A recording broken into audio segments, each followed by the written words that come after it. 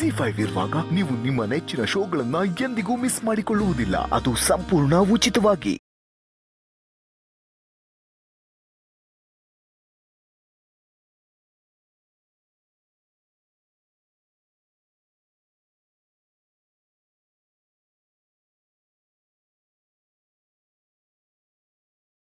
ಭಿಕಾರಿನ ಮದ್ವೆ ಆಗಿ ಬಂದು ನಾನ್ ಮದ್ವೆ ಆಗಿದ್ದೀನಿ, ಪ್ರೀತಿ ಮಾಡಿದೀನಿ ಅಂತ ಹೇಳ್ತಿದ್ಯಾ?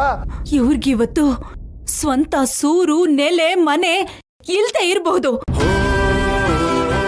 ಆದ್ರೆ ನಾವಿಬ್ರು ಸೇರಿ ಸ್ವಂತ ಮನೆ ಕಟ್ತೀವಿ. ಆ ಮನೆ ಗೃಹ ಪ್ರವೇಶಕ್ಕೆ ನಿಮ್ಮೆಲ್ಲರನ್ನು ಕರಿತೀವಿ.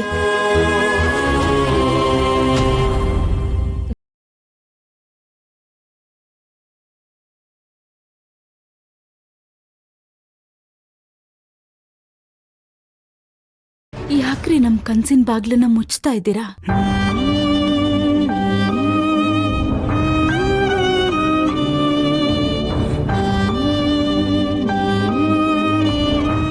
ರೀ, ನನಗ್ ಗೊತ್ತು ರೀ, ನಾವು ಮನೆ ಕಟ್ಬೇಕು ಅನ್ನೋ ಕಾರಣಕ್ಕೆ ದುಡ್ಡನ್ನ ಕೂಡಿಟ್ರಿ. ಆದ್ರೆ ವಿಧಿ ಆಟ ಆ ದುಡ್ಡನ್ನ ಮಕ್ಕಳಿಗೆ ಹಂಚೋ ಹಾಗಾಗೋಯ್ತು. ದೊಡ್ಡವರು ಒಂದು ಮಾತು ಹೇಳ್ತಾರೆ ಲಕ್ಷ್ಮಿ, ಆಗೋದೆಲ್ಲ ಒಳ್ಳೇದಕ್ಕೆ ಅಂತ, ಹಾಗಂತ ಅನ್ಕೊಂಬೋಣ.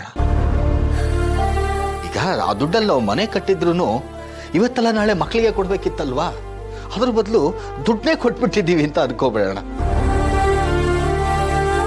ಇನ್ನೊಂದು ಸ್ವಲ್ಪ ದುಡ್ಡೇನು ಉಳಿದಿದೆ, ಅದೆಲ್ಲ ಮಕ್ಕಳಿಗೂ ಹಂಚ್ಬಿಡೋಣ.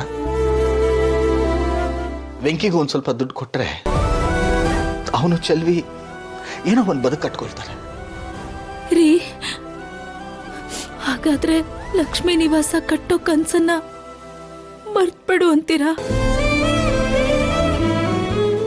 ಯಾಕ್ರಿ ಹೀಗೆಲ್ಲ ಯೋಚನೆ ಮಾಡ್ತಿದ್ದೀರಾ?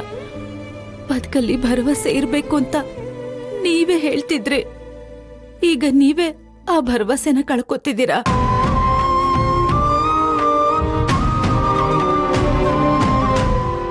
ಲಕ್ಷ್ಮಿ,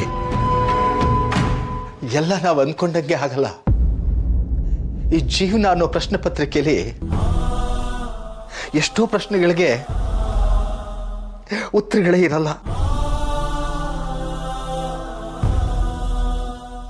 ಬೇಡ ರೀ, ನೀವ್ ಹೀಗೆಲ್ಲ ಮಾತಾಡಬೇಡಿ. ನೋಡಿ, ನಾವು ಮನೆ ಕಟ್ಟಬೇಕು ಅನ್ನೋ ಆಸೆ ಇನ್ನೂ ಜೀವಂತವಾಗಿದೆ. ಅದನ್ನ ನಾವು ನೆರವೇರಿಸಲೇಬೇಕು. ಅದಕ್ಕೋಸ್ಕರ ಕಷ್ಟಪಟ್ಟು ದುಡಿಯೋಣ ರೀ. ಈಗ ಮಕ್ಕಳ ಕಷ್ಟಕ್ಕೆ ನಾವು ಸಹಾಯ ಮಾಡಿದೀವಿ, ಮುಂದೆ ಅವ್ರ ಮನೆ ಕಟ್ಟೋವಾಗ ನಮಗ್ ಸಹಾಯ ಮಾಡ್ತಾರೆ. ಹಾಗೆ ನಾವು ಆಸೆ ಪಟ್ಟ ಹಾಗೆ ಲಕ್ಷ್ಮೀ ನಿವಾಸ ಕಟ್ಟೋಣ ಅಲ್ವೇನ್ರಿ? ನನಗೂ ಅದೇ ಆಸೆ ಲಕ್ಷ್ಮಿ, ನನಗೂ ಅದೇ ಆಸೆ.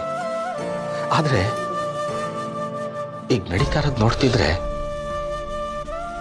ನಮ್ಮ ಕನಸು ಕನಸಾಗೆ ಉಳಿದು ಬಿಡುತ್ತಾ ಅಂತ. ಯಾಕೆ ಹಾಗೆಲ್ಲ ಹೇಳ್ತಾ ಇದ್ದೀರಾ? ಇದು ಎಲ್ರಿಗೂ ಸಹಾಯ ಮಾಡಿರೋ ಕೈ. ಕಷ್ಟ ಅಂತ ಯಾವತ್ತೂ ಇನ್ನೊಬ್ಬರ ಮುಂದೆ ಕೈ ಚಾಚಿಲ್ಲ. ಹಾಗಿರುವಾಗ ನಮ್ ಕಷ್ಟಕ್ಕೆ ಮಕ್ಕಳು ಆಗಲ್ಲ ಅಂತ ನೀವ್ ಯಾಕೆ ಅನ್ಕೋತೀರಾ? ಖಂಡಿತ ನಮ್ಮ ಮಕ್ಕಳು ಸಹಾಯ ಮಾಡ್ತಾರೆ ರೀ. ನಮ್ಮ ಆಸೆ ನೆರವೇರುತ್ತೆ. ಜಿ5 ಆಪ್ ಡೌನ್ಲೋಡ್ ಮಾಡಿ ಎಲ್ಲಾ ಸಂಚಿಕೆಗಳನ್ನು ಸಂಪೂರ್ಣ ಉಚಿತವಾಗಿ ನೋಡಿ.